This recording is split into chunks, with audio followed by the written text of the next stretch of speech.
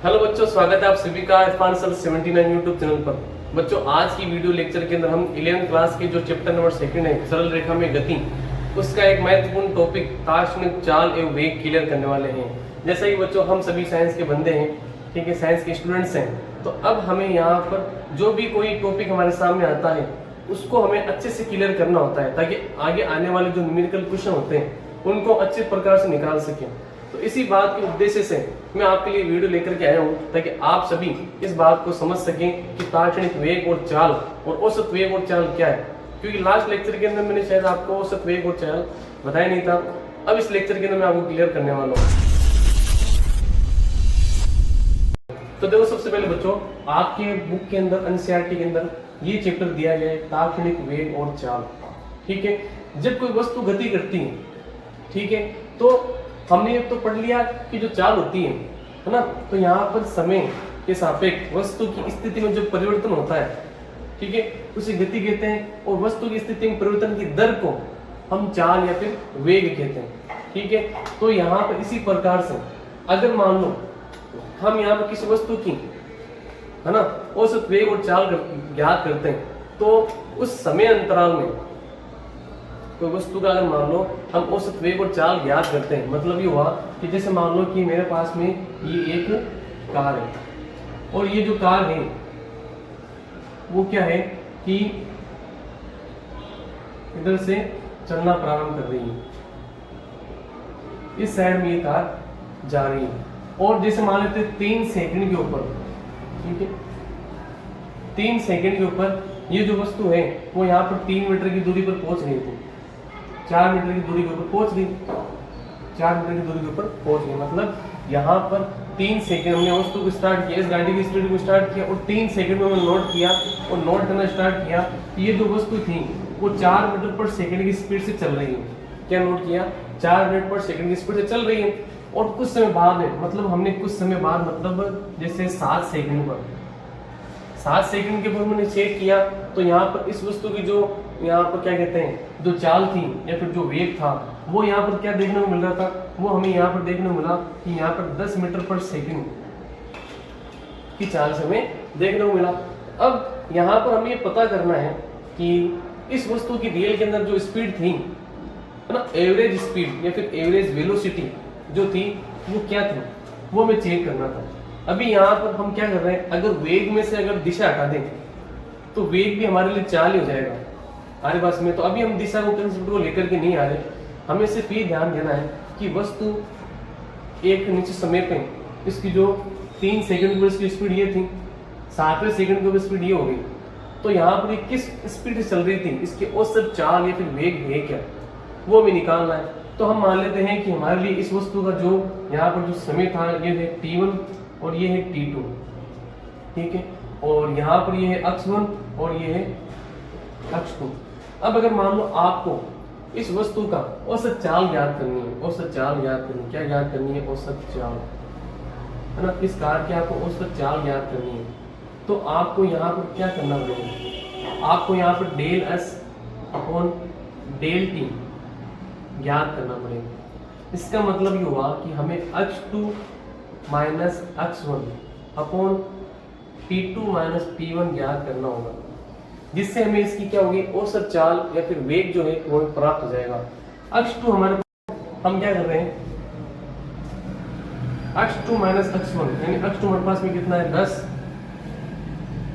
Minus अक्ष 1 कितना हमारे पास में 4, मैंने 4 यहाँ पे रख दिया। फिर T2 मेरे पास में कितना है 7, तो मैंने यहाँ पर 7 रखा, माइनस T1 मैंने रख दिया यहाँ पर 3 बराबर 6/4। जब आप इसका इसके अंदर भाग दोगे तो 4 का भाग 6 के अंदर जाएगा 1 बार, कितने जाएगा 1 बार। फिर हमारे पास में 2 बच गया, 2 के ना 4 का भाग ज्यादा नहीं है, तो 4 का भाग पॉइंट लगा के उसको 20 करेंगे, 4 का भाग 20 करेंगे 5 बार, 1.5 मीटर पर सेकंड। ठीक है, ये जो हमें यहाँ पर 1.5 मीटर पर सेकंड मिला है, वो यहाँ पर हमें क्या मिला है कि समय अंतराल 3 से 7 सेकंड के बीच में ये एक औसत एवरेज, मतलब एवरेज है, औसत यहाँ पर वेग कह सकते हैं, चाल कह सकते हैं, आगे बात सुनिए। लेकिन बच्चों हमें यहाँ पर औसत वेग और चाल से, औसत वेग और चाल से वस्तु की किसी क्षण विशेष पर कितनी वेग से चल रही होगी उस क्षण के ऊपर मतलब किस समय के ऊपर उसकी स्पीड क्या थी वो हमें पता नहीं लग पा रही। देखो आप ध्यान से देखो, जैसे अगर मैं कहूँ कि मुझे पता करना है 5 सेकंड के ऊपर इसकी स्पीड क्या थी, हाँ भाई 5 सेकंड के ऊपर किस स्पीड से चल रही थी, या फिर 4 सेकंड के ऊपर किस स्पीड से चल रही थी, क्योंकि वस्तु का हमें यहाँ पर ये समय पता है। 3 सेकंड के ऊपर ये स्पीड थी, 7 सेकंड के ऊपर ये स्पीड थी। एक एवरेज स्पीड क्या थी वो यहाँ पर ऐसे अंतर निकाल के पता चलता है। लेकिन अगर मान लो हमें किसी क्षण विशेष पर प्रति सेकंड के ऊपर हमें पता करना है हर कदम पर उसकी स्पीड क्या थी, उसके लिए हमें यहाँ पर तात्क्षणिक वेग और चाल की जरूरत पड़ी कि अगर मान लो किसी एक निश्चित समय में निकालना है तो किस प्रकार से निकालेंगे। तो हमारे सामने ये कंसेप्ट लाया गया कि तात्क्षणिक वेग और चाल निकालना पड़ेगा, उसको नाम तात्क्षणिक दे दिया किसी क्षण विशेष पर। तो अब इस तात्क्षणिक वेग का मतलब क्या है ना, इसलिए हमें यहाँ पर तात्क्षणिक वेग और चाल की जरूरत पड़ी। यहाँ तक आपको बात समझ आएगी। अब हम चलते हैं तात्क्षणिक वेग और यहाँ पर चाल की तरफ।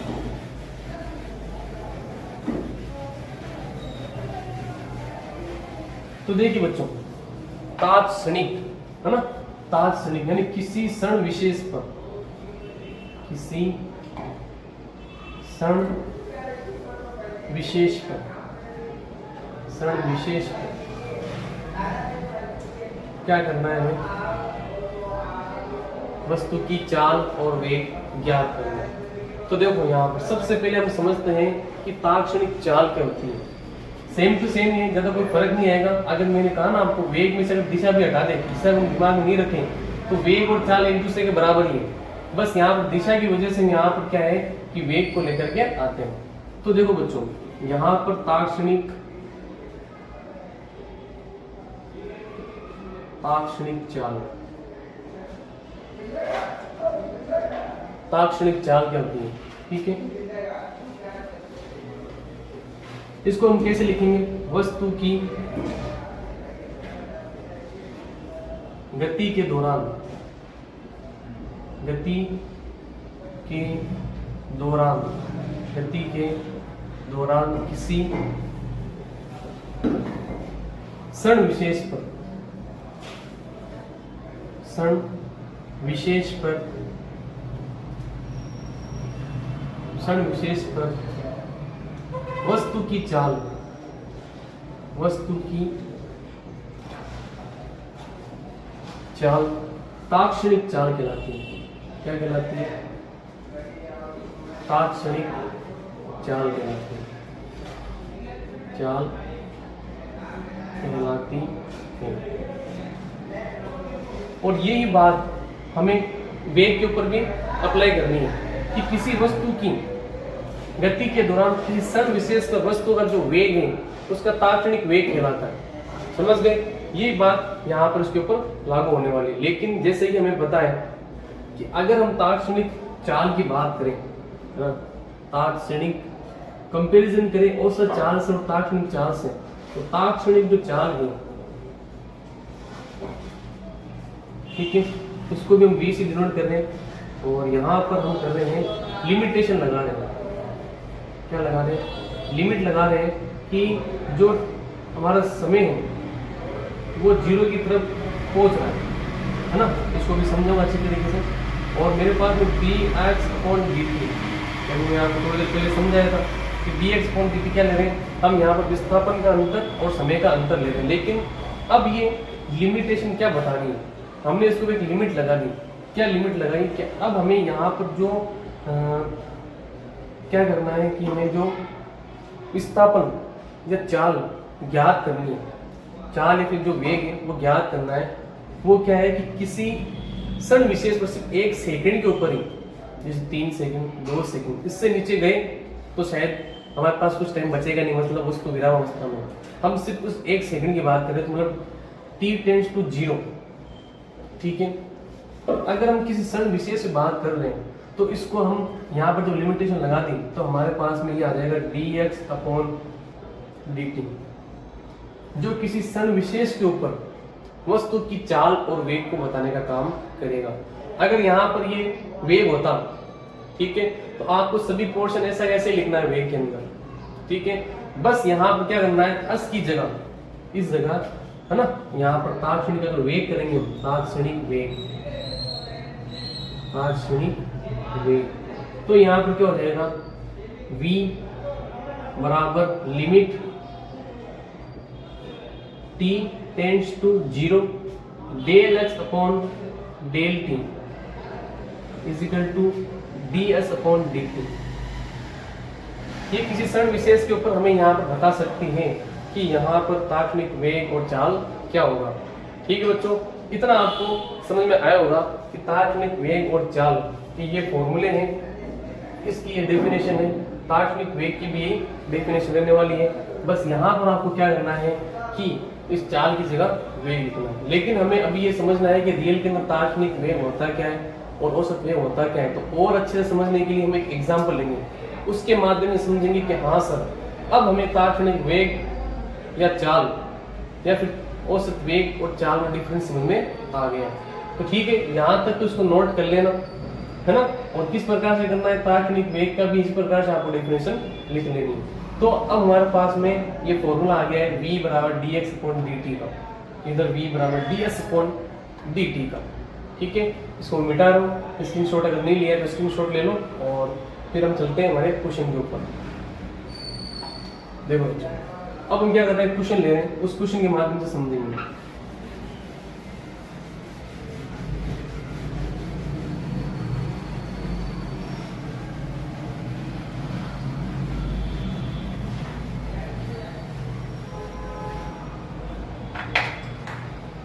यहाँ पर हम क्वेश्चन ले रहे हैं, क्वेश्चन लिया हमने, एक उदाहरण ले रहे हैं। उदाहरण के तौर पर मैंने एक सवाल लिया, किसी वस्तु का विस्थापन का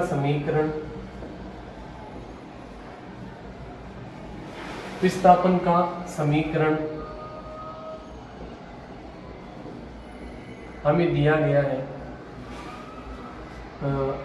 x बराबर t square plus 2t plus 1 दिया गया है। ठीक है, तो वस्तु की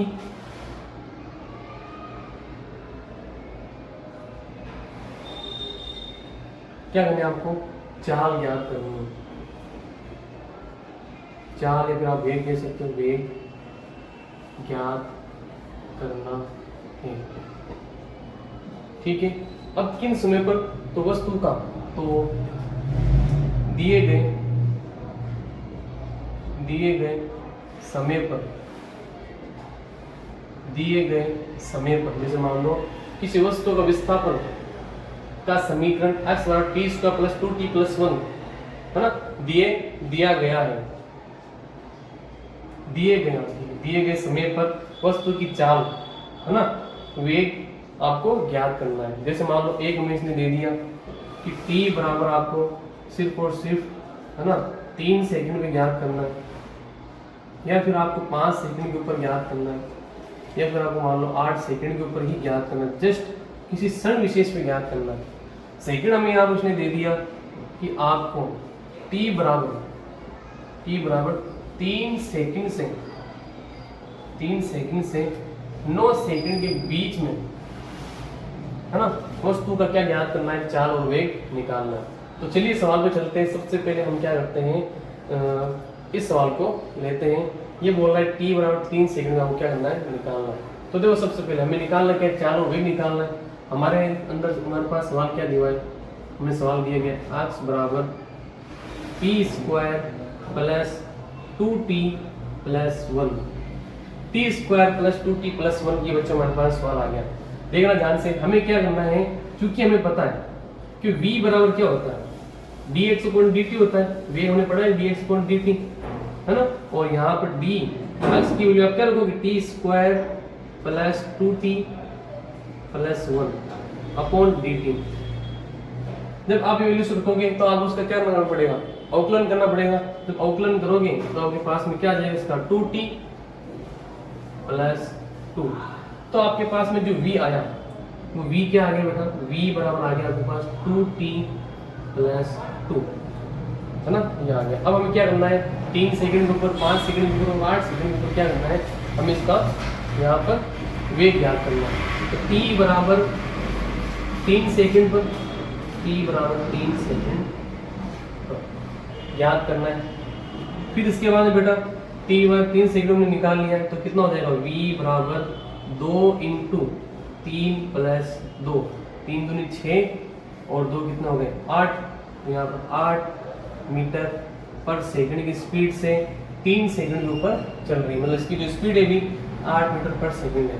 फिर t बराबर अगर मान लो हम चेक करें 5 सेकंड के ऊपर, 5 सेकंड पर अगर मान लो हम चेक करें तो यहाँ पर v बराबर 2 इंटू 5 प्लस 2, तो 5 दूनी 10 और 2 कितना 12, तो यहाँ पर 12 मीटर पर सेकंड की इसकी स्पीड है। ठीक है, 12 मीटर पर सेकंड की स्पीड चल रही है।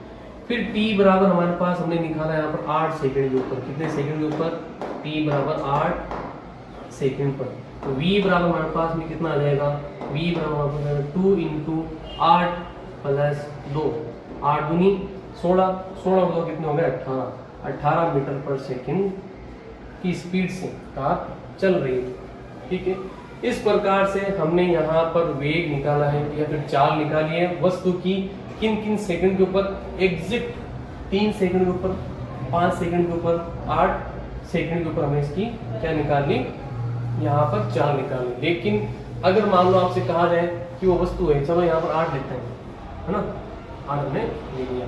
अब यहाँ पर हम क्या कर रहे हैं कि हमें सीधा सीधा ज्ञात करना है कि 3 से लेकर 8 सेकंड के हिसाब से तक यहाँ पर इसकी चाल कितनी थी, एक एवरेज स्पीड बता दो क्या स्पीड थी। अगर इस स्पीड से चले तो हम यहाँ पर डिस्टेंस कवर कर सकते हैं। तो इसके लिए यहाँ पर क्या किया गया कि अब 3 सेकंड से 8 सेकंड के बीच में निकालना है। तो सबसे पहले देखो बेटा हमें यहाँ पर जो फॉर्मूला है, यहाँ पर हमें क्या निकालना है, औसत चाल निकालना है या फिर वेग निकालना है।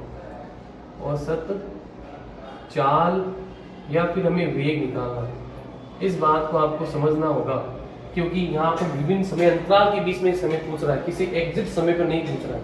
विभिन्न समय अंतराल निकालने के लिए हमारे पास जो फॉर्मूला है वो हमारे पास यहाँ पर क्या है, v बराबर, ठीक है, v यानी औसत बार, यहाँ पर d डेल अक्स अपॉन डेल t, और डेल अक्स अपॉन डेल टी पर क्या होता है, x2 माइनस x1 बटे में t2 माइनस t1। ठीक है, तो अब यहाँ पर सबसे पहले x2 x1 तो पता होना चाहिए ना क्या है हमारे पास में। तो अब सबसे पहले हम क्या करेंगे, हम यहाँ पर क्या निकालेंगे, विस्थापन निकालेंगे। किसके ऊपर, t बराबर 3 सेकंड के ऊपर हमें विस्थापन निकालना होगा। तो t बराबर 3 सेकंड के ऊपर विस्थापन, t बराबर यहाँ पर 3 सेकंड पर जो x का मान रहेगा वो कितना रहेगा, x बराबर p का मान हमारे पास 3 का स्क्वायर प्लस 2 इंटू 3 प्लस 1, 3 का स्क्वायर कितना हो गया 9, 3 दूनी 6, 9 से 15 और ये कितना हो गया 16 मीटर दूरी यहाँ पर इसने तय कर ली है। कितने सेकंड, 3 सेकंड की दूरी, 16 मीटर दूरी तय की।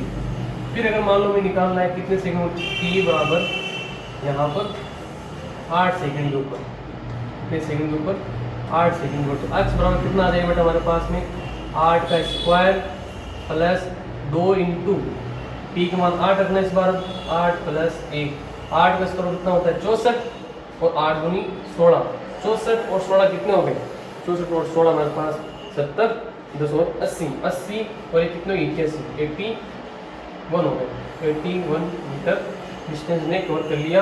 कब, 8 सेकंड के ऊपर। अब हमारे पास में यह आ गया x1, यह आ गया हमारे पास में x2। हमें अब क्या करना है, इस फॉर्मूले के अंदर मान रखना है x2 x1 t2 t21 का। तो यहाँ पर किस साइड में रखते हैं इस सवाल को मान, है ना। तो यहाँ पर बराबर क्या आ जाएगा हमारे पास में, इधर x2 का मान कितना हमारे पास में 81, तो यहाँ 81 माइनस x1 का मान कितना है 16 यानी 16 अपॉन, ठीक है। यहाँ पर t2 मेरे पास में कितना है, t2 मेरे पास जो ये है t2 और ये है t1। तो यहाँ पर मैं वैल्यू रखूँगा तो मेरे पास में आ जाएगा 8 माइनस 3, कितना बचा, देखो 11 में से 6 गए, 5 बच गए, और यहाँ पर 7 में से, ठीक है, 7 में से 1 गया तो कितने बचे, 6 बच गए, और यहाँ पर मेरे पास में 8 में से 3 गए, बच गए 5। इसका बाद इसके अंदर दिया तो मैं यहाँ पर 13 1365 मीटर पर सेकंड की स्पीड, एवरेज स्पीड 13 मीटर पर सेकंड की आई है। इसकी कितनी आई है? एवरेज स्पीड 13 मीटर पर सेकंड की आई है। तो ये किसी क्षण विशेष के ऊपर इसकी स्पीड बता रहा था, और यहाँ पर इसने अंतराल में 3 सेकंड से 8 सेकंड के बीच में इसकी स्पीड बताई है। तो इसी प्रकार से बेटा हमें क्या करना है, यहाँ पर इसको हल्के में यहाँ लिख रहा हूँ। अब इसको थोड़ा सा चेक करते हैं कि क्या सच में सही है गलत है। देखो 3 से 8 के बीच में यहाँ पर ये अलग अलग स्पीड है। अगर इनकी एवरेज स्पीड में निकालता हूँ तो मुझे क्या देखने को मिलेगा, तो मुझे अगर एवरेज इनका निकालना है तो मैं क्या लिखूँ, V1 प्लस यहाँ पर मेरे पास में V2 प्लस मेरे पास में V3 अपॉन 3। ठीक है, तो मेरे पास में क्या हो जाएगा 8 प्लस 12 प्लस यहाँ पर 18 बटे में 2 तो यहाँ पर 3 आएगा, यहाँ पर 3। ठीक है, अब मेरे पास में यहाँ पर कितना हो जाएगा, देखो इसके अंदर 18 और 12 कितने हो गए, 30 हो गए। 30 और 8 कितने हो गए, 38 बटे में 3 बाहर चल रहा है ये बाहर। इसका भाग इसके अंदर देंगे तो कितने बार गया, 3 बार, 3 एकम 3। इसका भाग इसके अंदर कितने बार गया, 2 बार, 3 दूनी 6।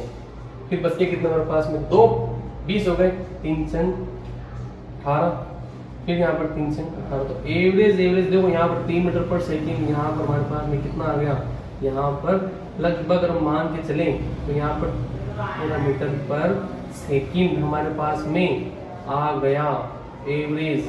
तो इस बात से हमें पता लगा कि यहाँ पर हम किसी क्षण विशेष पर भी यहाँ पर इस वस्तु की है ना स्थिति पता करनी है, चाल क्या है, और किसी समय अंतराल में भी हमें निकालना है तो हम इस प्रकार से निकाल सकते हैं। तो बच्चों इस वीडियो में आपको बहुत अच्छे से समझ में आया होगा।